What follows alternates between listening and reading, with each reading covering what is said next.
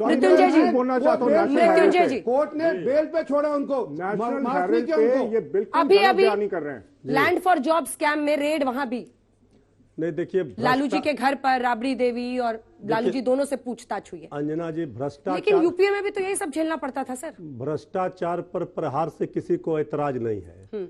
ऐतराज है कि जो बीजेपी का यह तिलिस्म है कि जो कमल छाप साबुन से स्नान करेगा वो सदाचारी और जो नहीं करेगा वो भ्रष्टाचारी, ये समझ में नहीं आ रहा है लोगों को।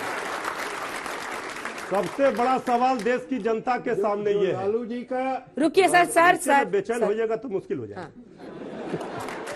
देखिए, सुनने की क्षमता नहीं है। भाई हमको तो सुनने, हम भी इतना सुन लिया, मिस्टर ज्यादा सिंह सुनाएंगे तो प्लीज, मिस्टर सिंह चलिए बोलिए बोलिए। हम तो इतना जानते हैं अंजना जी कि जिस भ्रष्टाचार पर हमारे आदरणीय प्रधानमंत्री जी चौकीदार बन के पहरेदारी कर रहे थे, चौकीदार को ही लेकर के गायब हो गए अडानी जी और नीरव मोदी जी और ललित मोदी जी, विजय माल्या जी। आज तक चौकीदार पहरेदारी का हिसाब नहीं दे पाए कि इतने लोग कहां चले गए लेकर पैसे। भाई भ्रष्टाचार का पैमाना, ये दोहरा पैमाना कैसे चलेगा मापदंड कि आप जो आज तृणमूल कांग्रेस के जितने नेता गए बीजेपी में सब सदाचारी हो गए, सब ब्रह्मचारी हो गए, और जब तक थे बीजेपी में तृणमूल कांग्रेस में तो भ्रष्टाचारी थे। छापा से कोई डर नहीं है। और जहां तक आदरणीय लालू प्रसाद जी के परिवार का, आज भी देख रहे हैं आप, अब लालू जी को तो छोड़िए, तेजस्वी जी को छोड़िए, उनकी बेटियों पर, उनके दामाद पर ये कौन सा चरित्र जांच एजेंसियों का बना दिया है, क्या हाल कर दिया। सीबीआई को भाजपाई ना बनाए आदरणीय प्रधानमंत्री जी। आज आप सत्ता में है, सत्ता आती रहेगी जाती रहेगी, लेकिन कल अगर सत्ता से भाजपाई बाहर होंगे तो यही सीबीआई भाजपाई की यहां जाएगी अंजना जी, तब क्या होगा। ये जो परंपरा शुरू हो रही है ये कम से कम दुर्भाग्यपूर्ण है। लोकतंत्र में राजनीतिक लड़ाई लड़ी जाए। अभी ये बता रहे थे हमारे भारतीय जनता पार्टी के भाई, अगर हम गिनती करेंगे लंबी फहरिस्त है इतने घोटालों की। क्या हुआ 17 में हमारी सरकार गई थी कि तेजस्वी यादव जी के ऊपर इतने बड़े केस है, ये है, फिर तो बीजेपी सरकार में भी आ गई। क्या 2013 में चारा घोटाले में तो कन्विक्शन हुआ ना सर। चारा घोटाले पर न्यायिक चारा जो आपका पीछा ही नहीं छोड़ रहा, प्रक्रिया में अभी अंतिम फैसला नहीं आया है। आदरणीय लालू प्रसाद जी को जमानत भी मिली है। घनश्याम जी, नए मतलब सिलसिले की शुरुआत हुई है या निर्वहन चल रहा है? मतलब डिस्प्रोपोर्शनेट एसेट्स का केस कभी आप पर कभी मायावती जी पर, ये तो चलता ही रहता था, यूपीए में भी चलता था। नमस्कार आपको, दर्शकों को और मेरे को पैनलिस्ट को। देखिए कुछ बातें जो डिबेट में पहले से आ गई, जैसे कि इन्होंने कहा कि आप हिमंता बिस्वा शर्मा जी का नाम लीजिए तो कोर्ट पे जाना पड़ेगा। इन लोगों की पार्टी ने आसाम में गुवाहाटी में हिमंता बिस्वा शर्मा जी के ऊपर बुकलेट रिलीज की थी, इसके लिए क्या आप केस करेंगे? या फिर अमित शाह जी ने 2016 में कहा कि हिमंता बिस्वा शर्मा जी के ऊपर जो चार्जेस हैं उसे प्रोब किया जाएगा, वो प्रोब रिपोर्ट कहां है? इसके ऊपर आप केस करेंगे? किसके ऊपर करेंगे? अमित शाह जी के ऊपर हिमंत बिस्वा शर्मा करेंगे या हिमंत बिस्वा शर्मा जी के ऊपर अमित शाह करेंगे? या फिर उससे पहले जब हिमंत बिस्वा शर्मा जी को भारतीय जनता पार्टी ने अपनी पार्टी में शामिल किया, उससे ठीक 1 महीने पहले भारतीय जनता पार्टी उनके खिलाफ मुहिम चला रही थी। तो भारतीय जनता पार्टी को आपको कितना गुमराह कर सकती है उसका नजारा आप ये नरेंद्र अडानी युग में समझ नहीं पाएंगे। क्यों कहता हूं नरेंद्र अडानी? पहले ये अटल अडवाणी युग की पार्टी होती थी, अब ये नरेंद्र अडानी युग की पार्टी है।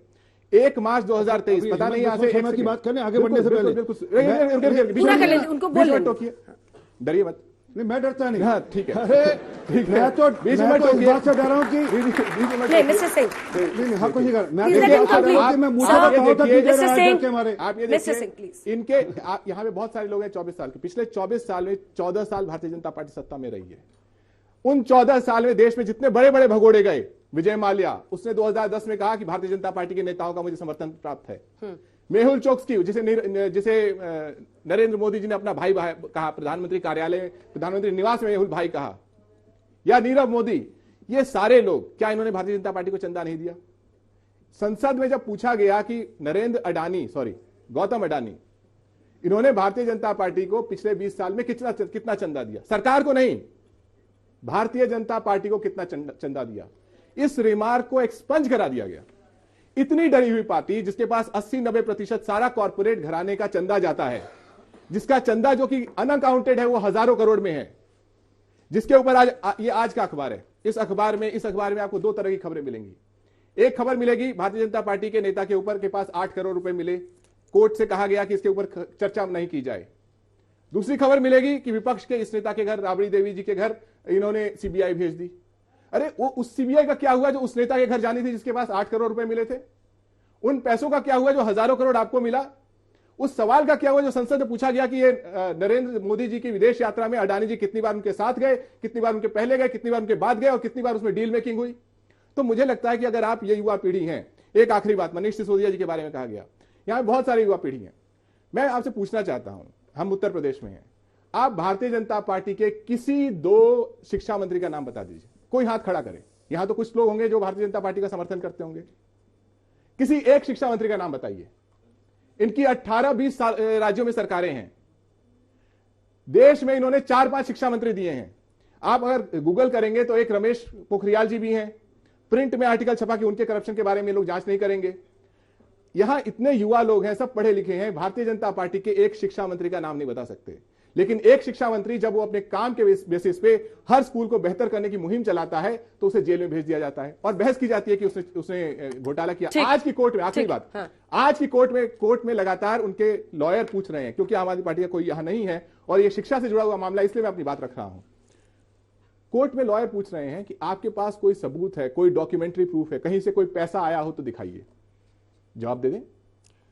तो मेरे ख्याल से इस देश को जिस तरीके से इसके लोकतंत्र की गर्दन मरोड़ी जा रही है कि इनके पास हजारों करोड़ होंगे, वो तो ये देशभक्ति का पैसा है। सोचिए, अडानी समूह का जो ऑस्ट्रेलिया का सीएफओ है, इंडियन सिटीजन नहीं है, भारतीय तिरंगे के सामने खड़े होकर कहता है कि ये देश के ऊपर हमला है। मतलब मोदी जी से सवाल पूछा जाता है, देश के ऊपर हमला। अडानी जी से सवाल पूछा जाए, देश के ऊपर हमला। विजय माल्या से सवाल पूछा जाए, देश के ऊपर हमला। मेहुल चोकसी से सवाल पूछा जाए, देश के ऊपर हमला। देश जो बड़ा